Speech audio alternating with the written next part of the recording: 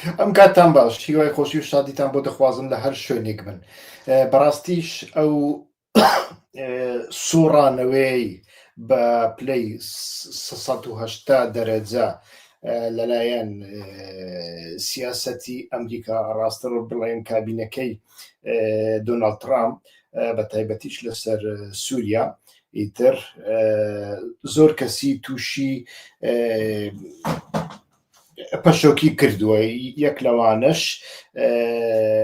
لایەنی تورکایە لە بۆ سووریا. هەروەکو دەزانن نوێنەری دۆناڵد ترامپ هەروەها ڕەفیقی خۆی کە ڕەفیقی خۆیەتی ڕەفیقی گۆڵفەتی و کەسێکی ملیاردێرە بازرگانیشیان بەیەکەوە هەیە. ئەو کەسە سابقەیەکی دیپلۆماسی نەبووە پێشتر و لە دوای هەڵبژاردننی دۆناڵد ترامپ و تاعینکردنی کابینەکەی ئەوی کردە نوێنەری خۆی لە سووریاوە لە هەمان کات سەفیری خۆی لە تورکیا و هەموو سیاسەتەکانی لە سووریادا بە پێی داخوازیەکانی دەوڵەتی تورکیا و قەتەڕ و سعودیا و ئەوانە بەڕێوە دەبرد بۆ چونکە ئەوان ئەزانن لەوێدا نان و ڕۆنەکە هەیە. هەروەکو لە بەرنامەکانی پێشودا باسمان کرد خۆشتان دەزانن کە دۆناڵد ترامپ لەسەر دەستی مەلیکی سعودیا و ئەردۆغان بە تەلەفۆن لە ڕیاض دەستی خستن ناو دەستی ئەحمەد شەرعێکی تیرۆریست کە هێشتان لە لیستی تیرۆری ئەمریکادایە و هێشتاش سزاکان لەسەر ئەو هەیەت و تەحریر شام هەڵنەگیراون. بڕیارینەتەوە یەکگرتووەکان هەیە کە لە سووریای ئایندەدا نابێ ئەمانە بەشداری تێدا بکەن، بەڵام هەموو ڕێگایەکیان لە بەردەمدا کردەوە. هەروەها ئەمانوێل ماکرۆن یەکەمین کەس بوو کە لە پاریس فەرشی سووری بۆ هەڵگرت. بۆ دوای ئەوەش ئیتر کە بینیان هێزەکانی سووریای دیموکراتیک و خۆسەری داوای لامەرکەزیەت دەکەن. تۆم باراک لێدوانێکی سەیریدا و گوتی لامەرکەزیەت نابێ، دەبێت سووریایەکی یەک گرتوو بە یەک ئاڵای هەبێ، یەک سوپای هەبێ، یەک دەوڵەتی هەبێ و ئەم جۆرەشتانە ئەو یەکانە پێشتر ئەردۆغان لە دەوی ئەردۆغاندا بیست بوومان، یەک دەوڵەت، یەک ئاڵای، یەک زمان، یەک ئاین. ئیتر ئاینەکەش ئاینی ئیسلامیش نییە، خۆ ئاینی سوننەیە وە سوننەی خۆیان سوننەی تورکیایە بەو شێوەیە. بەڵام لە دوای ئەو گرژیانەی سوێیدا لە نێوان دروزەکان و حکوومەتی ئەحمەد شەرع و جیهادیەکاندا ئیتر هەموو دنیا تێگەیشت کە ئەو تاقمەی دۆناڵد ترامپ تاقمێکە لە سیاست نازانن، لە واقعیەت نازانن، خۆیان فانتازیایەکیان هەیە و دەیانەوێت ئەو فانتازیایە بە پەلەپەل بەجێ بگەینن و بیگەینە ئەنجام. ئیتر لە بۆ هەندێک لە دوای ئەوەی کە ڕەخنەیەکی زۆر لە تۆم باراک گیرا و دوای ئەوەی کە تۆم باراک لەگەڵ پنتاگۆن کۆبووە گەڕایەوە، ئیتر بۆ چوونی خۆی بە تەواوەتی گۆڕی و لە سووریادا شتێکی کەمتر لە فێدرالی پێویستە قسەی لەسەر بکرێت و دوایەوە ئەحمەد شەرعیش دانی بەوەدانا، بەڵام لە وردەکاریەکاندا ئەمەیان چۆن جێبەجێ دەکەن ئەمەیان دیار نییە. ئیتر ئەمە دەوڵەتی تورکیای تووشی شۆقی کردووە کە پێیان وابوو، پێیان وایە ئێستاکە فێڵگیان لێکراوە هەڵخەڵەت هێنراون. لەسەر چی قسە دەکەین ئەمڕۆ بۆ باسە ئەو ڕژێنی، چونکە بەڕاستی ئەم جۆرە سیاسیانە بە هیچ شێوەیەک جێگای سیقەنین، جێگای باوەڕی نین، ئەوانە پرەنسیپیان نییە، ئەمانە ڕۆئیایان نییە، ئەمانە بەرژەوەندی تایبەتیان هەیە و لە چێژ بەرژەوەندیەکانیان بگونجێ ئەمە دەکەن. بێگومان سیاسەتی ئیسرائیل بە تەواوەتی لەبەرچاو دەگرن. سیاسەتی ئیسرائیل چیە؟ سیاسەتی ئیسرائیل ئەوەیە سووریا وڵاتێکی پارچە پارچەکراو بێ، بێهێز بێ، وڵاتێک بێ چەکی قورسی نەبێ و لە هەمان کاتدا و سووریا و عراقیش لە ڕاستیدا عراقیش ئاسمانەکەی کراوە بێ لە بۆ ئیسرائیل. تەماشاکە ئیسرائیل چ کێشەیەکی لەگەڵ لوبنان هەیە، لوبنان بەردەوام پارچە پارچە بێ، وڵاتێکی یەکگرتوو نەبێ و لە هەمووی گرنگتر لوبنان نابێ هێزی بەرگری ئاسمانی هەبێ. ئەمە زۆر گرنگە لە بۆ ئیسرائیل، چونکە ئیسرائیل دەیەوێت لەو ئاسمانانە بەردەوام جرت و فڕ بکە، هەر شتێک ویستی ئەنجامی بدەوە ئەنجامیشیەدا پێشتر لەبەر ئەوەی حکوومەتی ئەسەد چەکی S-300 هەبوو و ئەو چەکانە کە بەکار هاتبان ئیسرائیلی ناڕەحەت دەکردن نەی ئەتوانی وەها بە ئاسانی بێتە سەر ئاسمانەکەی و ئاسمانی ئەو بەکار بێنێ بۆی بگاتە عراق و لە عراقیش بۆی لە ئێران بدە. ئیتر لە دوای ڕووخانی ئەسەد ئاوا نەماوە ئەو پاشماوە چەکانی کە هەشی بوو هەتاوەکو ئێستا دەیان کوتێتەوە ڕۆژانە دەیان سووتێنی و وێرانیان دەکات، تەنانەت سەکۆکانیشیان وێران دەکات، تەنانەت کاتەلۆگەکانیشیان وێران دەکات و لە ناوی دەبا. ئەمە سیاسەتی ئیسرائیلە و ئەو سیاسەتە بێگومان ئەو ڕۆناسبەی ڕەنگ بێ بگاتە عراقیش، ئەوەش هەیە یعنی بگاتە عراق بۆ ئەوەی لە عراقیشدا ئەوەی ئیسرائیل دەیەوێ و ئێستا کە قسەیەکی وا هەیە دوای ئەوەی کە دوێنێ سوودانی لەگەڵ ئەمانوێل ماکرۆن قسەی کرد کە باسی لە مەترسی شەڕ کرد. مەترسیەکەی شەڕ خۆی لە خۆیدا ئەوەیە، یعنی بە تەنیا بیانوەکە ئێران نییە، بەڵکو لە پەنای بیانووی ئێراندا ئیسرائیل استراتیژی دیکەی هەیە، ئەویش ئەوەیە لە عراقیشدا وەکو سووریا وەکو لوبنان هێزی ئاسمانی ئیسرائیل سربەست بێ، هەر کاتێک ویستی لە ژێرناوی هەبوونی ئێرانیەکان، هەبوونی حەشدی شەعبی، هەبوونی چیوچی ئیتر بتوانێت وەها بکەوە ئەگەر هاتوو لە ئەمجارە لەگەڵ ئێرانیدا و شەڕێک دروست بوو و دوای ئەوە پرۆتۆکۆلێک ئاشتێک ڕاوەستا ئەگەر ئێران لەو شەڕە بە تەواوەتی شکە ئەمە لەسەر ئێرانیش تەطبیق دەکات. ئەمە خۆی کڕۆکی مەسەلەکەیە ئێستاکە دەیبینین و خاڵێکی دیکە بۆ دەمویست باسی ئەو بابەتە بکەم. دوێنێ کاتێک ترامپ دەستی خستە ناو دەستی ئەحمەد شەرع و کاتێک نوێنەرەکەی وتی فدرالی وشتیوا سەرکەوتونیە نابێ، چۆن دەبێ فدرالی عەلەوی هەبێ، فدرالی کورد هەبێ، فدرالی دروز هەبێ، فدرالی عەرەب هەبێ، نابێ شتیوە. ئەو کاتە تورکەکان و قەتەریەکان و ئیسلامی سیاسیەکان چەپڵیان لە بۆ لێدا، بەڵام ئێستاکە نەفرەتی لێ دەکەن. چێ چەپڵی لە بۆ لێدا کوردەکانن، بەڵام لە بیر مەکەن ئەمە ئەم جۆرە گوتارە، ئەم جۆرە ڕیتۆریتیکە، ئەم جۆرە حیسابانە ئەکرێ بەردەوام گۆڕانکاریان بەسەردا بێ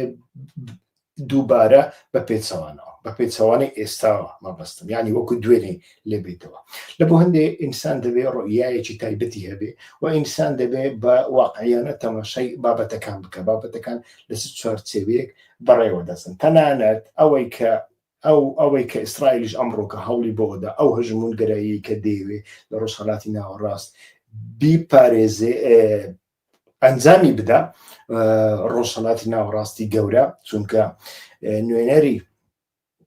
دۆناڵد ترامپ تۆمبارەك لە هەمان کاتدا باسی پەککەوتنی سایکس بیکۆ دەکا لە بۆ ئیسرائیل، واتە ئیسرائیل لەمە دووە پەیمان و سنوورەکانی سایکس بیکۆ ناناسی. ئەمە مانای چیە؟ ئەمە مانای کۆریدۆری داوتە یان کۆریدۆرێکی دیکە ئەکرێ ناوێت چکەی لێ بکەن. خۆی لە خۆیدا لە سەدەی 21دا شەڕەکان لە شەڕی کۆریدۆرن، شەڕی ئەمریکا و چین، شەڕی ئەمریکا و رووسیا، شەڕ لە ڕۆژهەڵاتی ناوەڕاستدا هەمووی لەسەر کۆریدۆرن. ینی 7 ئۆکتۆبەر کاتێک حەماس هێرشی کردە سەر ئیسرائیل، لە کاتێکدا هات کە کۆبوونەوەی G20 سازکرا و لە کۆبوونەوەی G20دا بڕیاری کۆریدۆری استراتیژیک درا لە بۆمبای هیندەوە بۆ عەرەبستان و لەوێشەوە لە بۆ ئۆردن و ئیسرائیل و لە ئیسرائیلیشەوە بۆ بەندەری پیر لە یۆنان، لەوێشەوە گەیاندنی کاڵاکان لە بۆ ئەوڕۆپا. واتە لە جیاتی چین کە تەحەدایەکە لە بۆ ئەمریکا، هیندستان بکەنە چاینەی دووەم، ئەلتەرناتیڤی چاینە. ئیتر هیندستان لەبەرەوەی نفوسێکی زۆری هەیە، خاکێکی زۆری هەیە، کەلوپەلی زۆر هەیە و جێگایەکەی جێگایەکی استراتیژیکە. ئەکرێ ئەوەی چین دروستیەکە ئەوان دروستی بکەن لە ئایندەدا و ئەوان بیگەینە بازارەکانی جیهان بەو شێوەیە هێزی بازار و یانیش مۆنۆپۆلی بازار لە دەستی چاینە بێنە دەرەوە. رووسیاشیان بە ئۆکرانیەوە خەریک کردووە و ئێستاکە هەڵمەتەکە لەسەر ئێرانیشێ لەو کاتەدا 7 ئۆکتۆبەر ڕوویدا جا بەو مەبەستە ڕوویدا یان نە ئەمەیان جارین نازانین بەڕاستی بەڵام کەوتە خزمەتی ئەوە لە بەرامبەر ئەمەدا ئیتر ئیسرائیلیش ئەو خەونەی کە هەیبوو ئێستاکە جێبەجێی دەکاوە ئەو خەونەی ئیسرائیل هەیەی 100% مسۆگەر نییە ئێرە ڕۆژهەڵاتی ناوەڕاستە و هیچ مەرجێک نییە هیچ شتێک نییە کە تۆ بڵێ ئیسرائیل وا دەیەوێ ئەمریکا وا دەیەوێ و ئەمە وەک خۆی جێبەجێ دەکرێت ئێمە لە شەڕی کەنداوی دووەمدا بینیمان لە شەڕی کەنداوی دووەمدا ئەمریکا هات بەڵێ عراقی داگیر کرد بەڵێ سەدامی گرت و دادگای کرد و کوشتی بەڵێ بەڵام چ عراقێکی بەجێهێشت وە چۆنی بەجێهێشت ئەمریکا ئەفغانستانی چۆن بەجێهێشت رووسیا وانیشێتی سۆڤیەت کاتی خۆی کە ئەفغانستانی داگیر کرد چۆنی بەجێهێشت ینی ئەمریکا چۆن ڤێتنامی بەجێهێشت ئەمانە هەمویان لە مێژوودا بینیومانن لە بۆ هەندێک ئەو هێزە هەژمون گەرایەنەی ئەو پیلانانی کە دایدەنێن مەرزنیە یەک سەدیسەد سەر بگرێت دوو دەبێت ئەتۆ شوێنی خۆت بزانی ئایا ئەو لە بۆ تۆ دەکا یان لە بۆ شتێکی کە دەکا ئێستاکە لە هەڵومەرجی ئێستادا استراتیژیەن ناوچەکانی خۆسەری دیموکراتیک زۆر بابەتێکی استراتیژی نییە وەکو پیلانی ئەی بەڵکو وەکو پیلانی بی استراتیژیکە ئەوەی وەکو پیلانی ئەی استراتیژیکە سوێدایە لە سوێدیا و دەوروبەرەکانی واتە دەڕع و ئەمانەدا ئیتر ئیسرائیل دەیەوێ حکوومەتی شام لەوێ بێدەسەڵات بێ بێدەسەڵات بێ وە حکوومەتی ئیسرائیل کاریگەر بێ و دەواازەیەک بکاتەوە بە ناوی دەواازەی مرۆیی ئەو دەواازە مرۆیە مانایچە سووریا دانی پێدا بنێ کە ئیسرائیل بتوانێت بێتە ئەو ناوچێ بە کەیفی خۆی کەلوپەل بگوازێتەوە و لە هەمان کاتداییتر وەکووتم ئاسمانی ئەو وڵاتانە پەیتا بپەیتا بە تایبەت ئێستا ئاسمانی سووریا لە ئامانجی ئیسرائیلدایە ئیسرائیل نایهێوێت لە سووریای ئایندەدا سیستەمی بەرگری ئاسمانی هەبێ نە تورکی نە رووسی نە ئەمریکی بۆ ئەوەی بتوانێت بە ئاسانی لەوێ بپەڕێتەوە ئەگەر هاتوو شەڕێک دروست بوو لە بینی ئێران و ئیسرائیل شەڕێکی دیکە و عراق بووە ئامانجی ئەو شەڕ بۆ ناوەندی ئەم شەڕەوە ئێستاکە مەترسیەکان ئەوەنە ڕنگ بێکشانەوەی هێزەکانی ئەمریکاش لە ناوچەکانی ئەنبار و ئەمانە بۆ هەولێر پەیوەندی بەوە هەبێت تا ڕادەیەک و ڕنگ بێ ئەوەش ببێتە ئامانجی ئیسرائیل بەڵام لێرەدا ئامانجێکی ئیسرائیل هەیە وەکو دروستکردنی دەوڵەتی کوردی و ئەم جۆرەشتانە جارێ ئەمانە نییە ئامانجێکی ئیسرائیل هەیە بۆ ئەوەی بگاتە ناوچەی دێرە زور و ئەمانە لە پیلانی یەکەمیندا ئەم شتە نییە و لە ئەگەری سەرنەکەوتنی ئەمەدا ئەگەر کوردەکان ببنە بەشێک لەو پیلانە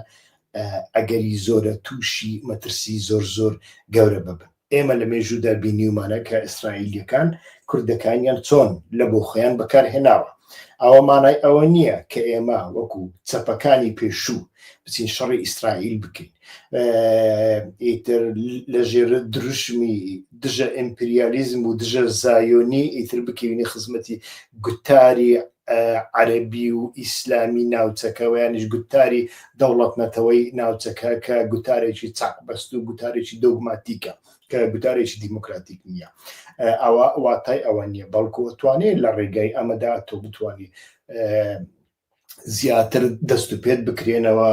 ئەوانەی دیان هەوێ سەرکوتت بکەن نەتوانن سەرکوتت بکەنەوە تەنانەت ناچار بن دیالۆگ و گفتوگۆ و ئیتیفاقیشت لەگەڵ بکەن بەڵام هەروەکو وتم ئەمە ئەوە نییە کە ئەتۆ خۆت بکەی بە ئامانج خۆت بکەی بەشێک لەو ئەژێندایە دەبێت تۆ ئەژێندایەکی تایبەت بە خۆت هەبێ ئەژێندایەکی تایبەت بە خۆت هەبێ و لە سەدەی 21میندا ئەو ئەژێندا تایبەتانە یەکلایەنە نینە دوولایەنە و سێلایەنە چوار لایەنانە واتە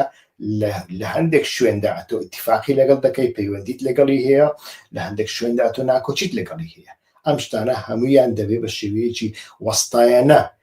جێبەجێ بکرێن بەڵام لە گوتاری ڕیتۆریکی سوسیال مێدیادا تەماشا دەکەن شتێکی بەرەواژی هەیە وەکۆی بژی ئیسرائیل یان بمرێ ئیسرائیل بمرێ جوولەکەیان بمرێ ئیسلام ئەمە شتێکە کە بە تەنیا خزمەت بە دواکەوتویی فکری دەکا خزمەت بە هیچ شێوەیەک بەوە ناکە کە مرۆڤەکان بتوانن لە بواری ئەخلاقی سیاسەتدا بتوانن هەندێک کراوەتر بن. هەرویستم ئەمڕۆکە بە کورتی ئەو بابەتتان پێشکەش بکەم، هیوادارم بەدڵتان بێ و هیوادارم بەردەوام بن لەسەر پشتگیری و ڤیدیۆکانمان بۆ دۆست و هاوڕێیانتان بنێرن ئێوە و ئەوانەی کە کەناڵی یوتیوبی هیوا خۆشناویان سوبسکرایب نەکردووە سوبسکرایبی بکەن.